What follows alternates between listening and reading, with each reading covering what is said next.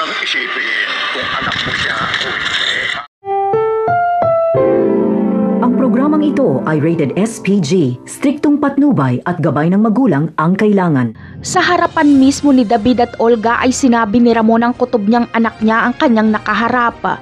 Hahanapin ni Ramon si Tanggol dahil marami siyang mga katanungan dito. Kaya matinding takot ang naramdaman ni Olga at David. Simula noong magkaharap sila ni Tanggol ay itsapwera na si David. Hindi na anak ang turing ni Ramon kay David. Wala kasi siyang nararamdamang lukso ng dugo dito. Bagkus ay si Tanggol ang laman ng isip ni Ramon.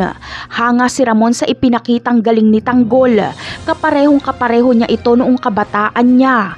Malaking kapalpakan itong ginawa ni Olga na ituro kay Tanggol si Ramon dahil sila lang ni David ang mapapahamak.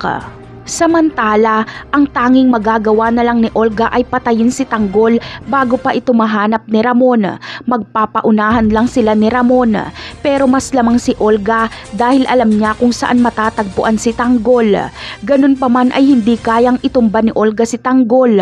Noon niya pa ito gustong gawin pero hindi niya magawa. Samantala, iikutin at hahalugugin naman ni Ramon ang buong Quiapo, makita lang si Tanggol. Kapag mahanap niya si Tanggol ay hindi makikipag-away si Ramon. Gusto niya lang makausap si Tanggol dahil marami siyang mga katanungan dito tungkol sa nangyari kay Mokang at sa pagkatao ni Tanggol. Dito na makukumpirma ni Ramon na anak niya nga ito. Napakarami pa nating dapat abangan sa mga susunod na episode. Paalam!